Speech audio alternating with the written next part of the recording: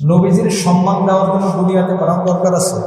দুনিয়াতে সব থেকে নাপাক খারাপ জায়গা, এখানে পাঠাইছেন। নবীজির ইজ্জত বরঞ্চ নবীজির দুনিয়াতে এসে নবীজির একটু কষ্টই না হয়েছে, রক্ত ঝরছে, মায়ের খাইছে, অপমানিত হয়েছে, লাঞ্ছিত হয়েছেন, ঘর থেকে বিতাড়িত হয়েছেন, এতিম অবস্থায় কষ্ট পেয়েছেন, তায়েফে গিয়েছেন আশ্রয় নিতে, সেখান থেকেও কত রকমের কষ্ট, পাগল খিতাব পেয়েছে। আর কি ইজ্জত আছে নবীর দুনিয়াতে? এই নবী তার এত সম্মান আল্লাহ পাকের কাছে যে লা ইউমকিনু সানাউ কামা কানা হাক্কুহু, একটা কথা আছে আরবিতে, লা ইউমকিনু সানাউ কামা কানা হাক্কুহু। নবীর প্রশংসা আমরা কিভাবে করব? আমাদের নবীর প্রশংসা আমরা করে শেষ করতে পারবো না।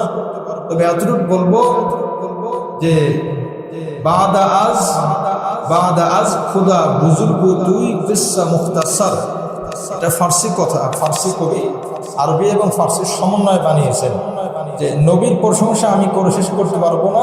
তবে এক কথায় এতটুকু বলি, আল্লাহ পরে যত প্রশংসা আর যত গুণ দুনিয়াতে থাকতে পারে, সমস্ত প্রশংসা আর সমস্ত গুণ আপনার জন্য আমি বরাদ্দ করলাম, আমি বলে দিলাম। নবীর প্রশংসার শেষ নাই। বাদা আজ খুদা বুজুর্গ তুই কিসসা মুখতাসার, নবীর পরে আল্লাহর পরে সমস্ত মাখলুকের মধ্যে সর্বশ্রেষ্ঠ হলো মুহাম্মদ রাসূলুল্লাহ সাল্লাল্লাহু আলাইহি ওয়াসাল্লাম। এই জন্য নবীর দুনিয়াতে আসার নবীর কোনো স্বার্থ নেই, নবীর ইজ্জত বাড়ানোর কোনো বিষয় নাই, নবীর সম্মান বাড়ার কোনো বিষয় নাই। নবী আলাইহিস সালাম মুহাম্মদ দুনিয়াতে আসার উদ্দেশ্য হলো আমরা যেন মুক্তি পেয়ে যাই, আমরা যেন বেঁচে যাই, আমরা যেন সিজদা দিতে পারি, আমরা যেন নামাজি হই, আমরা যেন দিনদার হই, এটাই উদ্দেশ্য, আর কোনো উদ্দেশ্য। ঘরের মধ্যে বাবা আছে, সন্তান আছে, অনেক সময় বাবা বলে, আমরাও বলি বাবার কি স্বার্থ আছে সন্তান জানার পিছনে? হ্যাঁ, এটা ঠিক। তারপরও বিচার বিশ্লেষণ করলে দেখা যায় কিছু না কিছু স্বার্থ হলো বাবার আছে, বাবা মার থাকে, আল্লাহ বানাইছে না, হয় সেটা জাগতিক স্বার্থ অথবা সেটা সম্মানের স্বার্থ। আচ্ছা, যদি কোনো স্বার্থ নাই থাকে, কোনো ঝামেলা নাই থাকে, তাহলে বাবা মা নিজ সন্তানকে হত্যা করলো কেন? ونشهد أن لا إله إلا الله وحده لا شريك له ونشهد أن سيدنا ونبينا ومولانا محمدا عبده ورسوله أما بعد فأعوذ بالله من الشيطان الرجيم بسم الله الرحمن الرحيم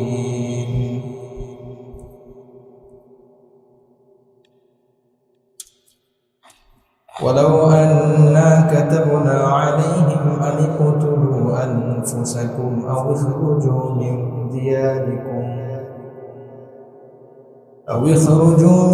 دياركم ما فعلوه إلا قليل منهم ولو أنهم فعلوا ما يوعظون به لكان خيرا لهم وأشد تثبيتا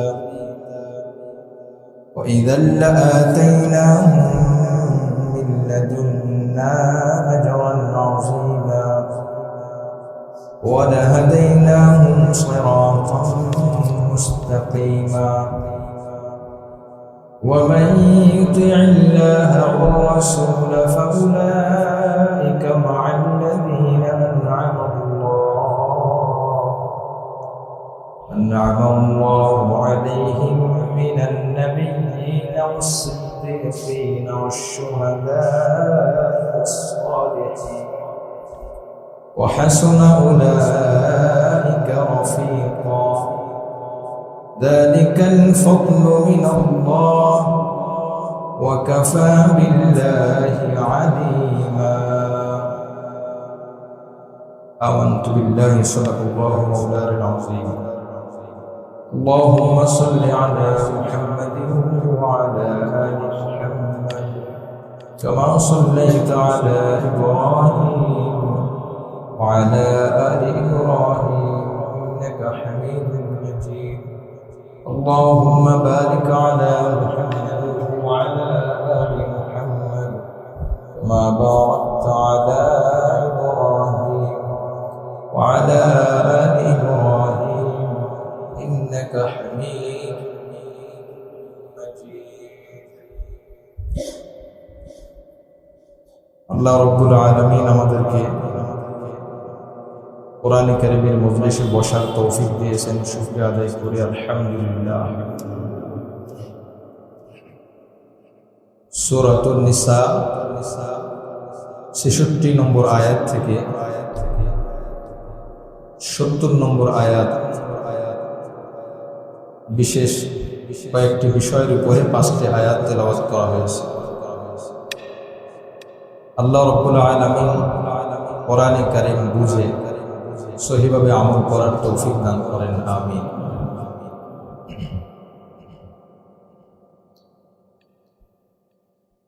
এর আগের দুটি আয়াতের উপরে গত সপ্তাহে আলোচনা হয়ে গেছে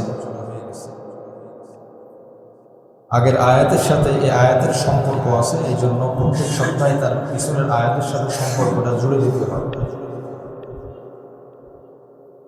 64 ও 65 নম্বর আয়াতের সারসংক্ষেপ ছিল পৃথিবীতে যত রসুল পাঠানো হয় সমস্ত রসুলকে পাঠানোর উদ্দেশ্য কি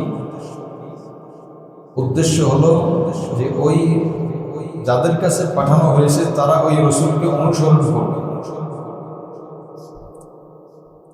ইবাদত করবে আল্লাহ সিজদা দিবে আল্লাহ রুকু দিবে আল্লাহর জন্য আর পদ্ধতি হবে আমাদের ওই প্রত্যেক ওই জামানার যে রসুল আছেন সে রসুলের পদ্ধতি অনুযায়ী সেই ধারাবাহিকতায় আল্লাহ পাক পবিত্র কোরআনে আমাদের নবীর ব্যাপারে বলেছেন আপনাকে আমি কেন পাঠাইছি ওমা আরসালনা মির রাসূলিন ইল্লা লিইতাআ বিইذنিল্লাহ আমি আপনাকে পাঠাইছি শুধুমাত্র এই জন্য যে আপনাকে আপনার উম্মত তথা আমার বান্দারা অনুকরণ করবে ইবাদত হবে আল্লাহ সিজদা হবে আল্লাহ জবাই হবে পশু জবাই হবে আল্লাহর জন্য কিন্তু পদ্ধতি হবে রাসূল কারীম সাল্লাল্লাহু আলাইহি ওয়াসাল্লাম এই হলো মূল বিষয় সুতরাং আর ঠিক করা দরকার নাই যা আছে থাক না মোড়ামুড়ি করলে চলবে কিছুদিন গেলে ঠিক হয়ে যাবে নতুন জিনিস এমনি একটু নতুন নতুন জামা যখন আপনি গায়ে দেবেন যতই ভালো একটু কেমন যেন লাগে আপনার আগের গাড়ির দাম ছিল কথার কথা 5 লক্ষ টাকা এখন গাড়ি কিনছেন 20 লক্ষ টাকা একটু দেখবেন কেমন যেন লাগে ঘরের বিছানার খাটের দাম ছিল কথার কথা 20,000 টাকা এক জায়গায় বেড়াইতে গেছে ঘরে ঘুমাইতে দিয়েছে দামি এসে খাটের দাম লাখ টাকা বলেন তো আপনার ঘরের 10,000 টাকার বেডে যেমন ঘুম হয় ওই 1 লাখ টাকায় করে ঘুম হবে ঘুম ভেঙে দেন কিরে মাথা কোন দিকে আমার পা কোন দিকে অভ্যাস এটাই স্বাভাবিক আমরা তো এখন নতুন একটা জিনিস লাগানো হয়েছে তো আমরা তো অভ্যস্ত হই না এটা একটা সময় দিতে হবে ও আমাদের মতো হতে পারবে না আমরাও ওদের মতো হতে পারবো দুইজন এখন ও তো একটা যন্ত্র ওরে আমাদের মতো বানাইতে গেলে মুশকিল আমরা অ্যাডজাস্ট হয়ে যাবো যে কথা কি বোঝা যাচ্ছে কিনা ঠিক আছে আর বাড়ানো দরকার নেই কমানো দরকার হলে কমায় দেবো কিন্তু বাড়ায় দেবো তো যে কথা বলতেছিলাম রাসূল কারীম সাল্লাল্লাহু আলাইহি ওয়াসাল্লাম যদি কেউ প্রশ্ন করে আমাদের নবীর নাম মুহাম্মদ সাল্লাল্লাহু আলাইহি ওয়াসাল্লাম। নবীর নাম মুহাম্মদ। ওনাকে কেন পাঠানো হয়েছে, কি জন্য পাঠানো হয়েছে? যদি কেউ আমাদেরকে কেউ প্রশ্ন করে যে মুহাম্মদ একজন ব্যক্তি, দুনিয়াতে তাকে কেন পাঠানো হয়েছে, এক কথায় উত্তর দাও। আপনি কোরআনের এই আয়াতকে সামনে টেনে বলবেন যে আল্লাহ পাক মুহাম্মদকে পাঠিয়েছেন আমাকে, তোমাকে, আমাদের সবাইকে তাকে অনুসরণ করা। কথা শেষ। নবীজির সম্মান দেওয়ার জন্য দুনিয়াতে পাঠানো দরকার আছে? দুনিয়াতে সব থেকে নাপাক খারাপ জায়গা, এখানে পাঠাইছেন। নবীজির ইজ্জত বরঞ্চ নবীজি দুনিয়াতে এসে নবীজির একটু কষ্টই না হয়েছে, রক্ত ঝরছে, মায়ের খাইছে, অপমানিত হয়েছে, লাঞ্ছিত হয়েছেন, ঘর থেকে বিতাড়িত হয়েছেন, এতিম অবস্থায় কষ্ট পেয়েছেন, তায়েফে গিয়েছেন আশ্রয় নিতে, সেখান থেকেও কত রকমের কষ্ট, পাগল খিতাব পেয়েছে। আর কি ইজ্জত আছে নবীর দুনিয়াতে? এই নবী তার এত সম্মান আল্লাহ পাকের কাছে যে লা ইউমকিনু সানাউ কামা কানা হাক্কুহু। একটা কথা আছে আরবিতে, লা ইউমকিনু সানাউ কামা কানা হাক্কুহু। নবীর প্রশংসা আমরা কিভাবে করব? আমাদের নবীর প্রশংসা আমরা করে শেষ করতে পারবো না। তবে এতটুকু বলবো যে বাদা আজ খুদা বুজুর্গ তুই বিশ্বা মুখতাসার। এটা ফার্সি কথা, ফার্সি কবি আরবি এবং ফার্সির সমন্বয় বানিয়েছেন যে নবীর প্রশংসা আমি করে শেষ করতে পারবো না। তবে এক কথায় এতটুকু বলি, আল্লাহ পরে যত প্রশংসা আর যত গুণ দুনিয়াতে থাকতে পারে, সমস্ত প্রশংসা আর সমস্ত গুণ আপনার জন্য আমি বরাদ্দ করলাম, আমি বলে দিলাম। নবীর প্রশংসার শেষ নাই। বাদা আজ খুদা বুজুর্গ তুই কিসসা মুখতাসার। নবীর পরে, আল্লাহর পরে সমস্ত মাখলুকের মধ্যে সর্বশ্রেষ্ঠ হলো মুহাম্মদ রাসূলুল্লাহ সাল্লাল্লাহু আলাইহি ওয়াসাল্লাম। এই জন্য নবীর দুনিয়াতে আসার নবীর কোনো স্বার্থ নেই, নবীর ইজ্জত বাড়ানোর কোনো বিষয় নাই, নবীর সম্মান বাড়ার কোনো বিষয় নাই। নবী আলাইহিস সালাম মুহাম্মদ দুনিয়াতে আসার উদ্দেশ্য হলো আমরা যেন মুক্তি পেয়ে যাই, আমরা যেন বেঁচে যাই, আমরা যেন সিজদা দিতে পারি, আমরা যেন নামাজি হই, আমরা যেন দিনদার হই। এটাই উদ্দেশ্য, আর কোনো উদ্দেশ্য। ঘরের মধ্যে বাবা আছে, সন্তান আছে, অনেক সময় বাবা বলে, আমরাও বলি বাবার কি স্বার্থ আছে সন্তান লালন পিছনে? হ্যাঁ, এটা ঠিক। তারপরও বিচার বিশ্লেষণ করলে দেখা যায় কিছু না কিছু স্বার্থ হলো বাবার আছে, বাবা মার থাকে। আল্লাহ বানাইছে না, হয় সেটা জাগতিক স্বার্থ অথবা সেটা সম্মানের স্বার্থ। আচ্ছা, যদি কোনো স্বার্থ নাই থাকে, কোনো ঝামেলা নাই থাকে, তাহলে বাবা মা নিজ সন্তানকে হত্যা করলো কেন? কোনো স্বার্থ নাই, যার সাথে কোনো স্বার্থের সম্পর্ক নাই, প্রশ্নই আসে না তাকে আমি টোকা দেব, প্রশ্নই আসে না। তাহলে হত্যা করলো কেন? বোঝা গেল কোনো স্বার্থ ব্যাঘাত ঘটছে। সন্তানের সামনে মায়ের এমন কোন কর্ম ঘটে গেছে যেটা এখন মায়ের সহ্য করতে পারে। সুতরাং নবীজি দুনিয়াতে আসার নবীর কোনো স্বার্থ নাই, স্বার্থ হলো আমাদের। এই জন্য মুআজ্জাজ হাজরিন, নবীজির কোনো সম্মান বাড়ে নাই দুনিয়াতে এসে, বরং আমাদের সম্মান বেড়েছে, আমাদের ইজ্জত হয়েছে, আমরা মুক্তি পেয়েছি নবীজির মাধ্যমে। মানবতা শিখেছি নবীর কাছে। 1400 বছর আগে দেখুন তো, এখনো আল্লাহর এই দুনিয়াতে এমন বহুত নবীর উম্মত আছে যাদেরকে দেখলে আমরা অবাক হয়ে যাই, অথচ ওই নবীর উম্মত, যেই নবী আজ থেকে দুনিয়ার থেকে বিদায় নিয়েছেন 1437 বছর আগে। কত দূরের কথা, কত দূরের একজন মনীষীকে সে অনুসরণ করতেছে, আর তাকে দেখার জন্য মানুষ ব্যাকুল হয়ে গেছে, আর কিছুই না। তার পুঁজি এতটুকু, সে মুহাম্মাদের অনুসারী, তার সম্পদ এতটুকু, সে মুহাম্মাদের অনুসারী, আর কিচ্ছু নাই তার জীবনে।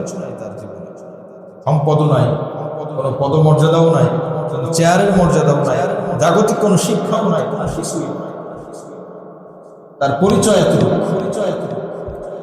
মুআজ্জাজ হাজিরিন, এই জন্য প্রশ্ন করা হলো যে মুহাম্মদ নামে এক ব্যক্তি কেন আসছে দুনিয়াতে? একটাই উত্তর আমাদের, যে আমরা যেন তাকে অনুসরণ করি। এই হলো আগের গত তাফসীরের যে 2 আয়াত, এই আয়াতের সার সংক্ষেপ। জীবনের সব ক্ষেত্রে রাসূল করিম সাল্লাল্লাহু আলাইহি ওয়াসাল্লামকে অনুসরণ করা, সব ক্ষেত্রে, সব জায়গায়। আজ মানুষ যে অনুসরণ করবে, অনুসরণের যে একটা জ্ঞান অর্জন করবে, একটা সম্পর্ক তৈরি হবে। এই সম্পর্কের তৈরির একটা যোগসূত্র হলো যারা কোরআন সুন্নাহ নিয়ে গবেষণা করে, যারা এটা ধারক বাহক, এই ধারক বাহকদের মাধ্যমে নবীজির অনুসরণ করে। এটা ছাড়া সম্ভব না।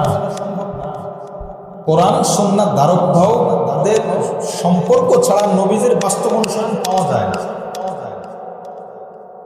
আপনি নবীর ওযু শিখতে চান, হাদিস থেকে পাওয়া যায়। নবীর নামাজ শিখতে চান, হাদিস থেকে পাওয়া যায়। কিন্তু আপনি হাদিস থেকে তো সরাসরি বুঝবেন না, বোঝা যাবে না। কারণ কিছু আমল আছে প্র্যাকটিক্যাল, দেখিয়ে দিয়েছেন নবীজি। নবীর ওই যুগেতে আর ক্যামেরা ছিল না যে এখন দেখি নবীজি কিভাবে ওযু করছে। এখন আমি ওযু করবো কিভাবে, ওযু আমার হবে কিভাবে, আমার ওযু কিভাবে হবে? আমি তো নবীর ওযু দেখি নাই, কোনো ক্যামেরাও নাই। বলে একটা সিলসিলা, একটা ধারাবাহিকতা।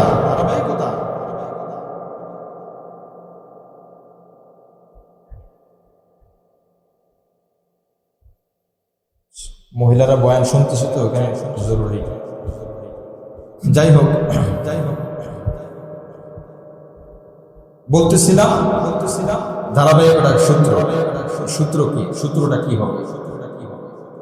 নবীজিকে আমরা দেখি নাই। সূত্র হলো হযরত আব্দুল্লাহ ইবনে মাসউদ রাদিয়াল্লাহু তাআলা আনহুর এক ছাত্র, যাকে বলে তাবিঈ। তাবিঈ আব্দুল্লাহ ইবনে মাসউদকে বলতেছে যে আপনি তো হাদিসে শিখাই দিলেন যে এই হলো হাদিস, এই ওযুর হাদিস, এটা হলো নামাজের হাদিস, কিন্তু প্র্যাকটিক্যালি তো বুঝতেছে না। নবীজির কত কাছে বুঝতেছে না। নবীজি আব্দুল্লাহ ইবনে মাসউদ বলে আসো, আমি তোমাকে দেখাই। এরপর আব্দুল্লাহ ইবনে মাসউদ একটা জগ নিলেন, বদনা নিলেন, যে পাত্র ছিল তখনকার পাত্রটি পানি ভরে এরপরে ওযু করলেন। আমার দিকে তাকিয়ে থাকো, উনি বলতেছে, আব্দুল্লাহ ইবনে মাসউদ বলতেছে তাকিয়ে থাকো আমার দিকে, তাকিয়ে আছেন। এরপর ওযু করা শেষ করলেন। হাদিসে আসছে হাদা উযু রাসূলিল্লাহ সাল্লাল্লাহু আলাইহি ওয়াসাল্লাম। নবীজি এভাবেই ওযু করেছেন, তুমি যেভাবে আমাকে ওযু করতে দেখেছো, আমি নবীজিকে ঠিক এভাবেই ওযু করতে দেখেছি। নবীজি বলছেন আব্দুল্লাহ ইবনে মাসউদ এইভাবে ওযু করবা। নবীজি ওযু আমাকে দেখিয়েছেন, আমাদেরকে দেখিয়েছেন, বলেছেন যে এভাবে ওযু করবা, তো আমরা এভাবে ওযু করছি। এখন নবীজিকে তোমরা দেখো নাই, তোমরা ওযু শিখবে কিভাবে? নবীজির ওই দেখাটা আমি তোমাদেরকে দেখালাম। এবং তোমার এই প্রশ্ন এটা নতুন না, এটা তখনই প্রশ্ন ছিল কিভাবে ওযু করবো। নবীজি ওযু আমাদেরকে দেখিয়েছে, এখন আমি তোমাকে দেখালাম, তুমি তোমার পরবর্তী যে আসবে তাকে দেখাবে, সে তার পরবর্তীতে যে আসবে তাকে দেখাবে, সে তার পরবর্তীতে যে আসবে তাকে দেখাবে। এইভাবে করতে কিয়ামত পর্যন্ত যারা ওযু শিখবে ওরা শিখতে পারবে না। ওযু দেখানোর মাধ্যমে দেখানো সুন্নাত।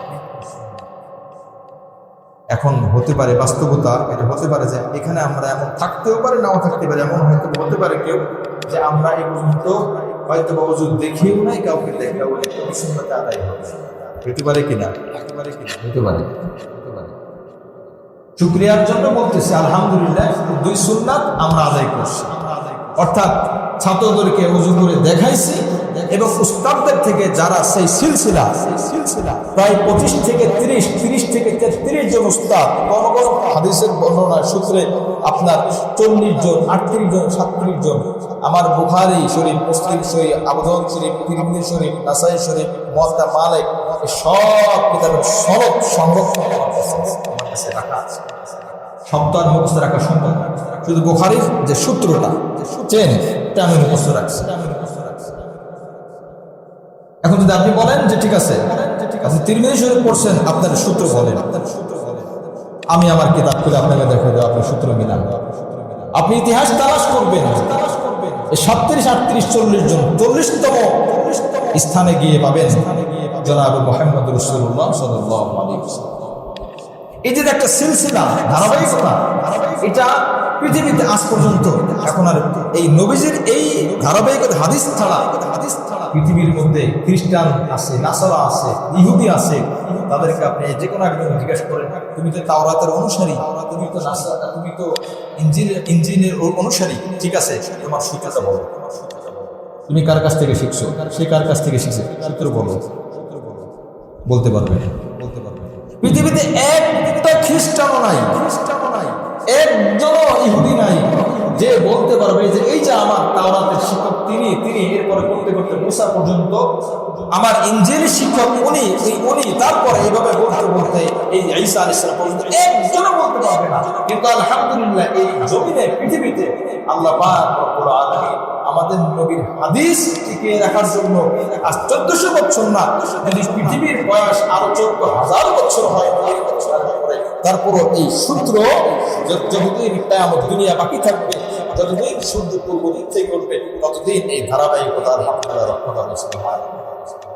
আল্লাহ পাকে এলেম, জ্ঞান এগুলো টিকিয়ে রাখছে। এভাবে আর মানুষ শিখবে কিভাবে?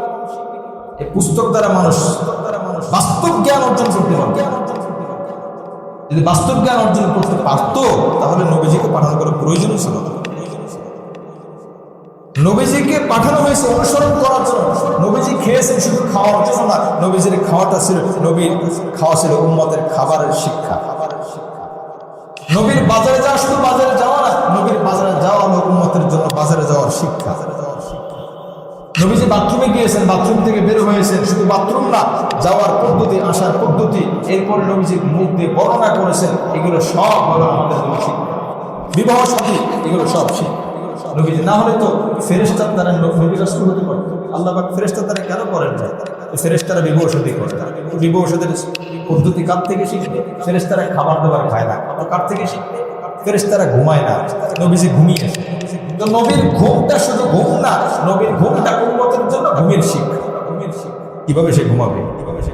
নবীর ঘুম থেকে উঠা। এই জন্য নবীর ঘুম আর উম্মতের ঘুম কিন্তু এক না।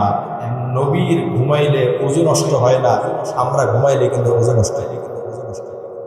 নবী যদি ঘুম থেকে নামাজ দাঁড়িয়ে যায়, এই ঘুম থেকে উঠলো, আল্লাহু আকবার, কোনো সমস্যা নেই, নবীর ওযু নষ্ট হয় না।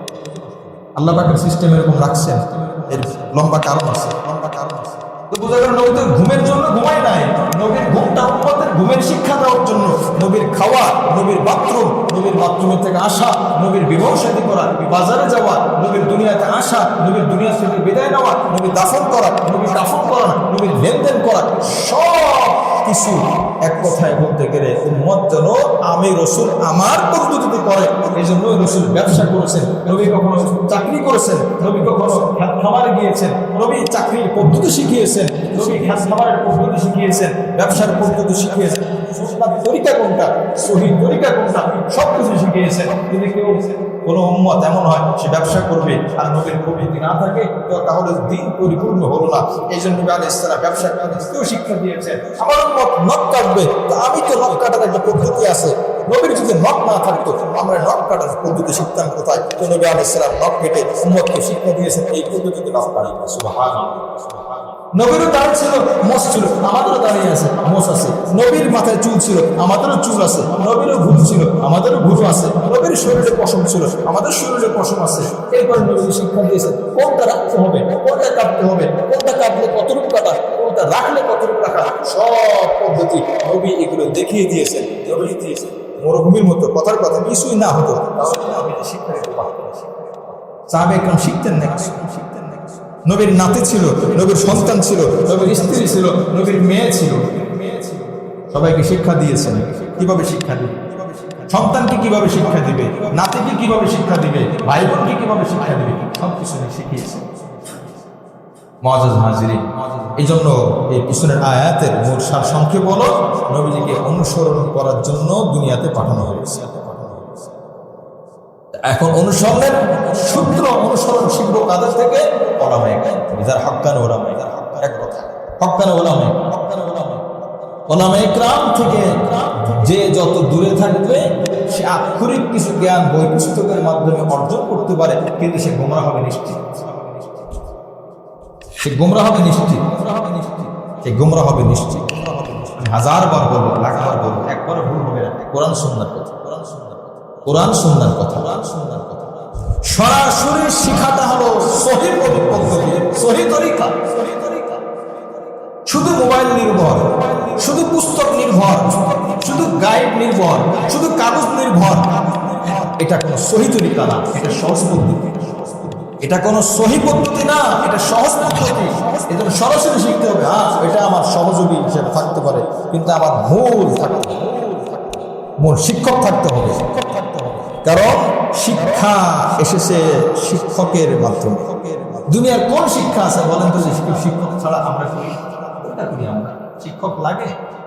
শিক্ষক অবশ্যই লাগে। সাঁতার শিখবে, শিক্ষক লাগে। সাইকেল চালানো শিখবে, শিক্ষক লাগে। গাড়ি চালানো শিখবে, শিক্ষক লাগে। চুরি করা শিখবে, সেখানেও শিক্ষক। আপনি জানতো চুরি করতে পারবেন, আপনি অনেক বড় ডিগ্রিধারী হতে পারেন। আপনাকে যদি বলা হয় আপনি 1000 টাকার নোট নিয়ে আসেন, 1000 টাকার নোট চুরি করে কি চুরি করা হবে? এটা শিক্ষা, যদিও কুশিক্ষা। আমার ভাই, এই জন্য দুনিয়াতে কোন জিনিস মানুষ শিক্ষক ছাড়া শিক্ষিত হয় না। আর যদি শিক্ষিত হতে চায় তখন সে ভুল করে, কারণ তার কোনো রুলস নাই তখন।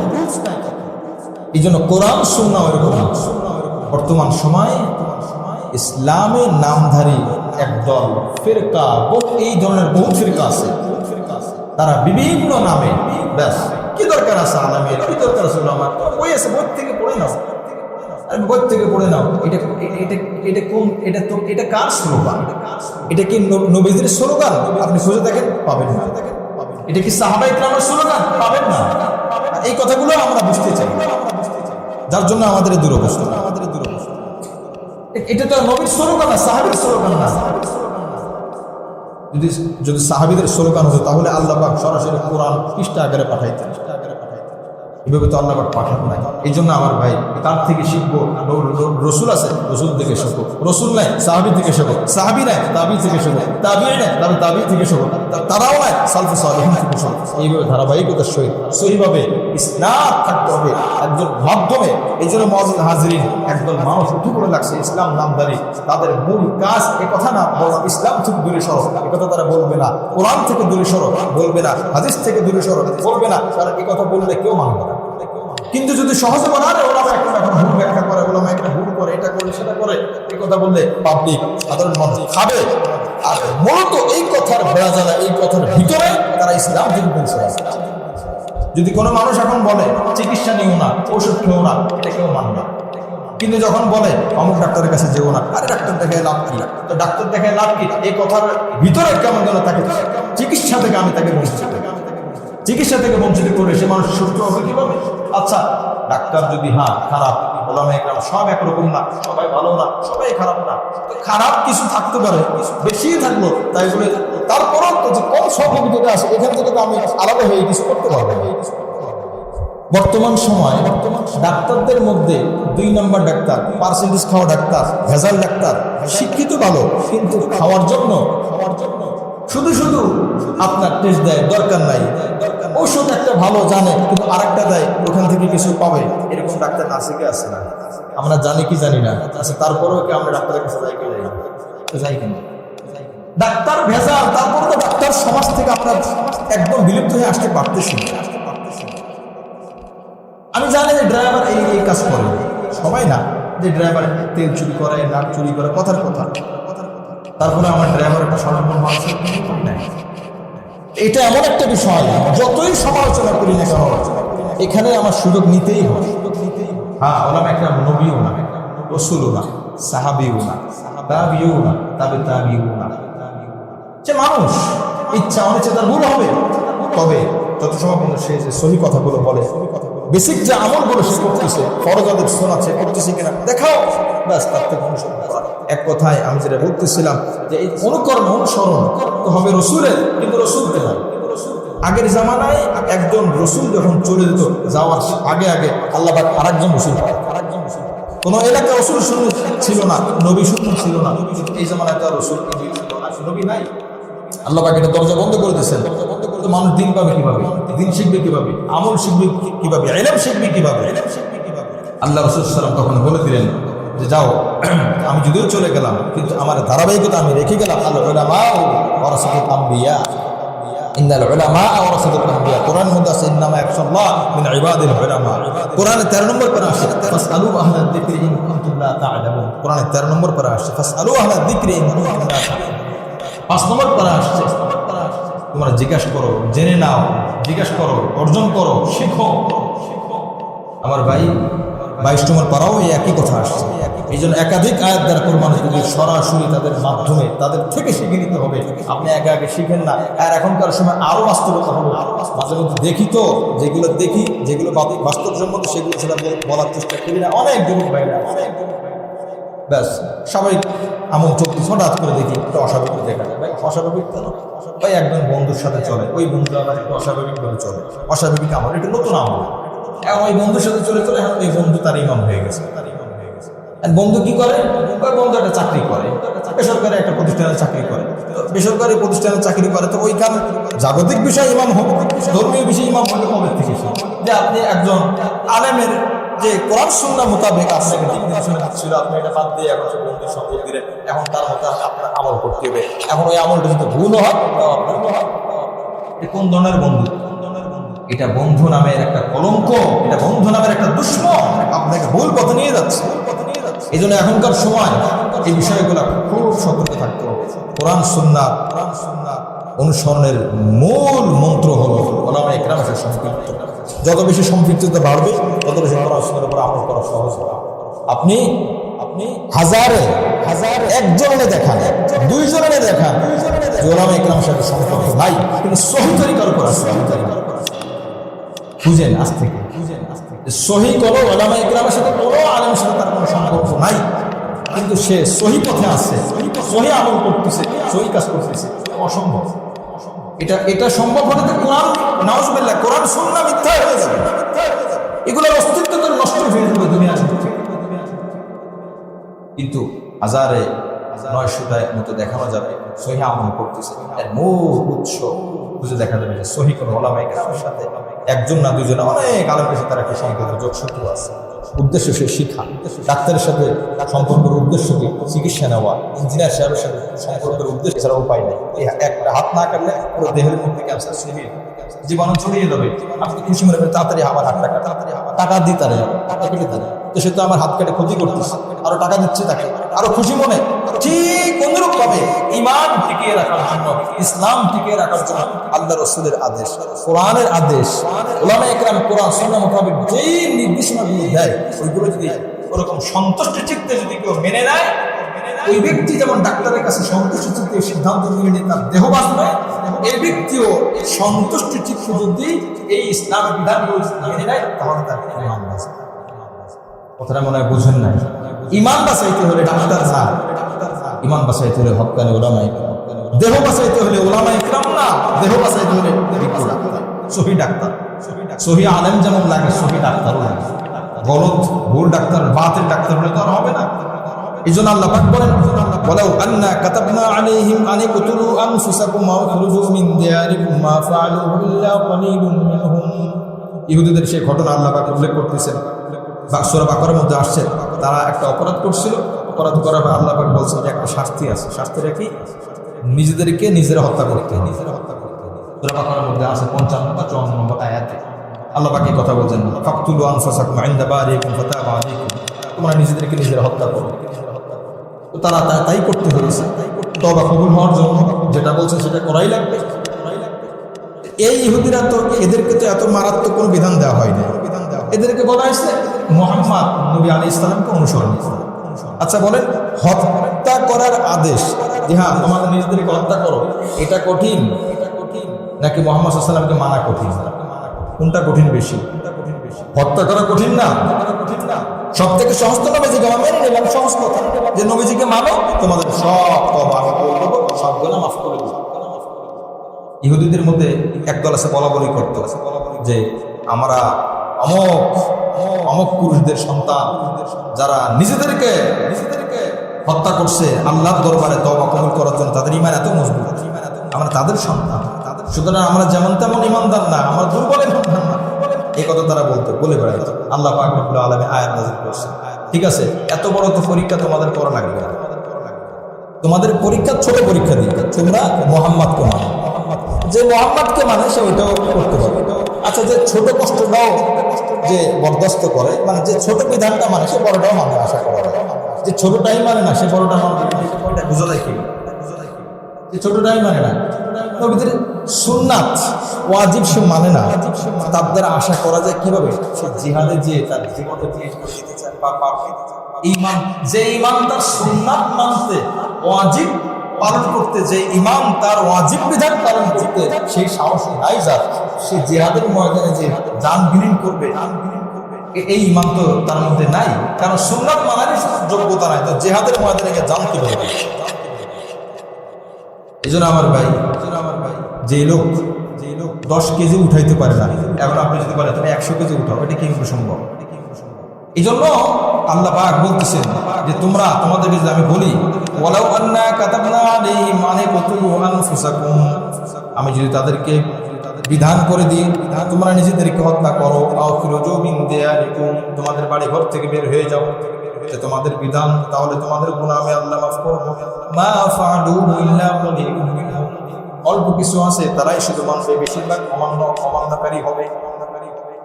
তবে এত কঠিন করার প্রয়োজন নাই, মুহাম্মদকে মেনে নাও, মুহাম্মাদের অনুসরণ করো, সহজটা করো, ছোটটা করো। যদি তোমরা ছোটটা করতে পারো বড়টাও করতে পারবা। তুমি ছোটটাই পারো না, 5 কেজি উঠাইতে পারো না, তুমি বলো 100 কেজি উঠাইতে পারবো, এটা চাপা মারা ছাড়া আর কোনো কথা বলতে পারে না, চাপাবাজি। ওয়ালাউ আন্নাহুম ফাআলু মা ইউআযুনা বিহি, যদি তারা সেই বিধানগুলো পালন করে যেগুলো আল্লাহ পাক তাদের দেন, লাকানা খায়রাল লাহুম ওয়া আশাদ্দা তাসবীতা, তাহলে এটা তাদের জন্য কল্যাণকর এবং তারা দ্বীনের উপরে স্থির থাকার জন্য অতীব সহজ। আল্লাহ পাক যে বিধানগুলো দেন, আল্লাহ পাক যে নির্দেশনাগুলো দেন, এগুলো যদি তারা পালন করে তো আল্লাহ পাক বলে এটা তাদের জন্যই ভালো ছিল, তারাই তো জান্নাতে যেত, আমার কি লাভ? তারা জাহান্নামে গেলে আমার কি লাভ? আমার কি লস? তারা জান্নাতে গেলে আমার কি লাভ? তাদের সুবিধা। যদি আল্লাহ রাসূলকে অনুসরণ করা হয় কি হবে?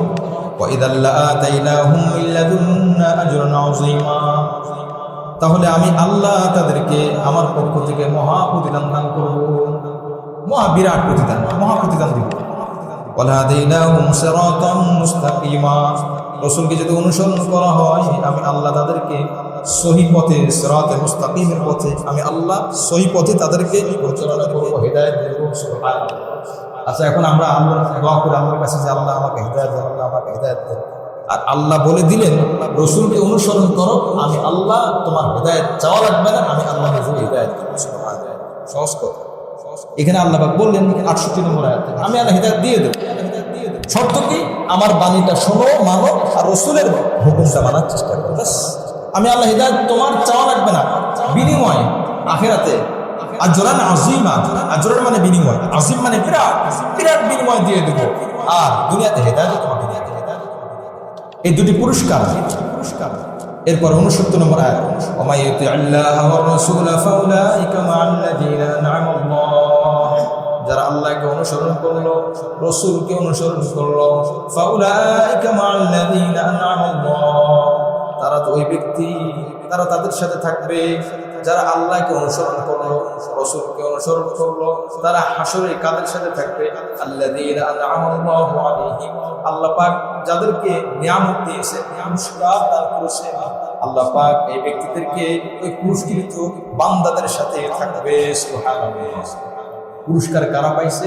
আল্লাহ পাক এই কথাও বলে দিচ্ছে স্পষ্ট করে, 4 শ্রেণীর কথা আল্লাহ পাক আয়াতের মধ্যে বলেন। 4 শ্রেণী। 1 নম্বর মিনান নাবিয়্যিন, সমস্ত নবীরা পুরস্কৃত, সমস্ত নবীদেরকে আল্লাহ পাক কি দিয়েছেন? আল্লাহ পাক পুরস্কার দিয়েছেন। তাহলে আল্লাহকে অনুসরণ করলে, রাসূলকে অনুসরণ করলে এরা কাদের সাথে থাকবে? নবীদের সাথে থাকবে। সুবহানাল্লাহ, নবীদের সাথে হাসর ময়দানে। সাহাবাদের একটা বড় আকাঙ্ক্ষা ছিল, আল্লাহ জান্নাত তো ঠিক আছে, নামাজ পড়লে জান্নাত, এই আমল করলে জান্নাত, নবীর সাথে কি জান্নাত? একজন সাহাবী এসে বলতেছে, ইয়া রাসূলুল্লাহ, আমি চাই ওরা ফিকুল জান্নাত, আমি আপনার সাথে জান্নাতে থাকি। নবী আলাইহিস সালাম বলছেন, ঠিক আছে, বেশি বেশি সিজদা দাও, আলাইকা বিকাসরাতিস সুজুদ, বেশি বেশি সিজদা দাও। নবীদের সাথে জান্নাত এটা অনেক বড় একটা নিয়ামত। যেমন আপনি গাড়িতে আসেন, মনে করেন প্রধানমন্ত্রীর গাড়ি বহর যাচ্ছে, আপনি একটা সাধারণ গাড়িতে আসেন, একটা অবস্থা আপনার, বিশেষ কোনো বাহিনীর প্রধান গাড়িতে আসেন তো আপনার অবস্থা আর এক রকম। কিন্তু স্বয়ং প্রধানমন্ত্রী যে গাড়িতে আছে, গাড়ির বহরের মধ্যে অনেকগুলো গাড়ি, 10-15টা গাড়ি, প্রধানমন্ত্রী যে নিজের গাড়ি আছে, ওই গাড়ির ভিতরে যে আপনি থাকেন, শরীরে গরমের, শরীরে রক্ত টেম্পারেচার বেড়ে থাকবে, বাড়তি থাকবে, যে আমি তার নিজের গাড়িতে আছি, ওই গাড়ির বহরে 10-15টা গাড়িতে থাকে, এদের গরমে থাকা যায় না। আর যদি তার গাড়ির নিজের গাড়ির ভিতরে থাকে, জান্নাত তো একটা আনন্দের জায়গা, কিন্তু জান্নাতের মধ্যে স্পেশাল জান্নাত হলো নবী রাসূলদের, এর উপরে কোনো জান্নাত নাই। তো আল্লাহ পাক বলেন মিনান নাবিয়্যিন, 1 নম্বর হলো নবীদের সাথে, ওয়াসিদ্দিকিন, 2 নম্বর যারা সিদ্দিকিন, যারা সত্যবাদী, ন্যায় সত্যবাদী আমার বান্দা, ওয়াশুহাদা, 3 নম্বর যারা শহীদ, আমার রাস্তায় যারা শহীদ হয়েছে, ওয়াসসালিহিন, যারা নেককার, দিনদার, নেক আমল করে। এই 4টা শ্রেণী, 4 শ্রেণীর মধ্যে আল্লাহ পাক কাউকে বাদ দেয় না, যারা নেককার হবে, যারা জান্নাতি হবে।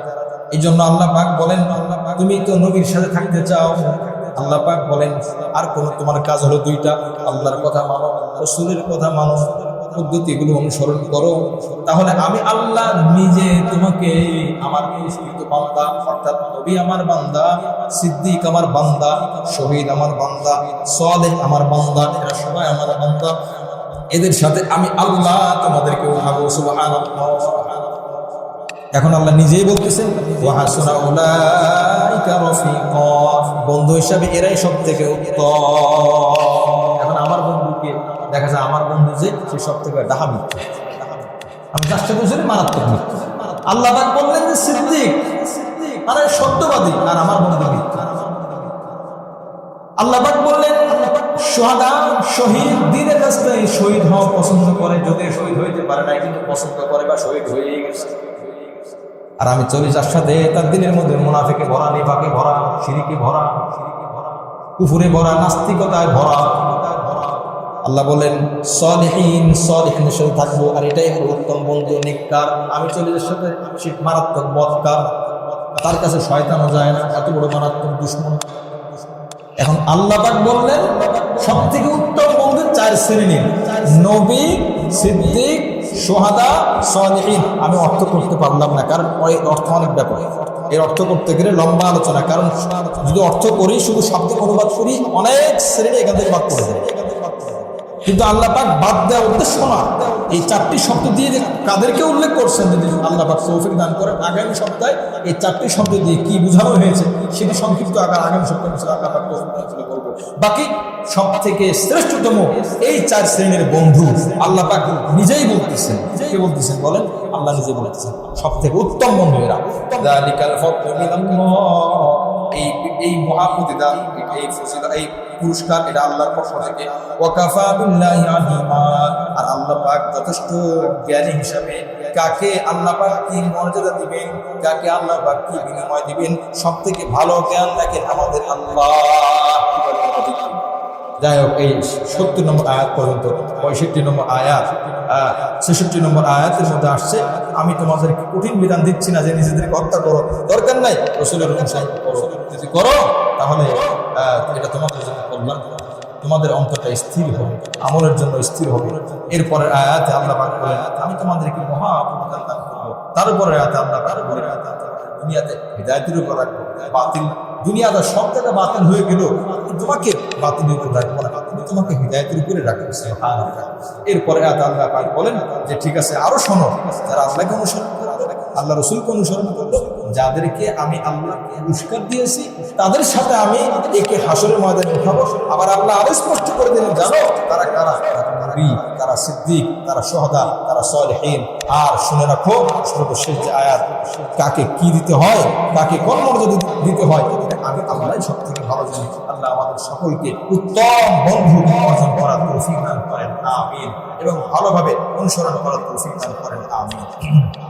দুরূদ শরীফ, আল্লাহুম্মা সাল্লি আলা মুহাম্মাদ ওয়া আলা আলি মুহাম্মাদ কামা সাল্লাইতা আলা ইব্রাহিম ওয়া আলা আলি ইব্রাহিম ইন্নাকা হামিদুম মাজিদ। আল্লাহুম্মা বারিক আলা মুহাম্মাদ ওয়া আলা আলি মুহাম্মাদ কামা বারাকতা আলা ইব্রাহিম ওয়া আলা আলি ইব্রাহিম ইন্নাকা হামিদুম মাজিদ। আলহামদুলিল্লাহি রাব্বিল আলামিন ওয়াস সালাতু ওয়াস সালামু আলা সাইয়্যিদিল আমবিয়া ওয়াল মুরসালিন وعلى آله وأصحابه أجمعين. ربنا ظلمنا أنفسنا وإن لم تغفر لنا وترحمنا لنكونن من الخاسرين. أي الله আমাদের আজকে তাফসীরের মজলিসকে কবুল করে নেন। আয় আল্লাহ মেহেরবানি করে সহিহ কথা বুঝে আমল করার তৌফিক দান করেন। মহিলাদের পক্ষ থেকে কালিমা খতম যে খতম করা হয়েছে, আল্লাহ যিনি করেছেন তার এই আমলকে আপনি কবুল করেন। যে উদ্দেশ্যে করেছেন মেহেরবানি করে তার মাকসাদকে আপনি পুরা করে দেন। মেহেরবানি করে আল্লাহ তাকে পরিপূর্ণ শিফায়ে কামিলা আজিলা দান করে সুস্থতার সহিত হায়াতকে দারাজ করে দেন। আয় আল্লাহ মারহুম কবরে আছেন, মেহেরবানি করে তাদেরকে তাদের কবরের দিকে আপনি জান্নাতের টুকরা বানিয়ে দেন। আয় আল্লাহ আরো দোয়া চেয়েছেন, করেছেন জনাব মোহাম্মদ আব্দুল রাজ্জাক সাহেব, তার 2 মেয়ে রাশিয়াতে থাকে। আয় আল্লাহ মেডিকেল পরীক্ষায় উত্তীর্ণ হয়েছে। আপনাদের সকলের কাছে তিনি শুকরিয়া স্বরূপ জানাচ্ছি করেছেন, আপনাদের পক্ষ থেকে জানাচ্ছি।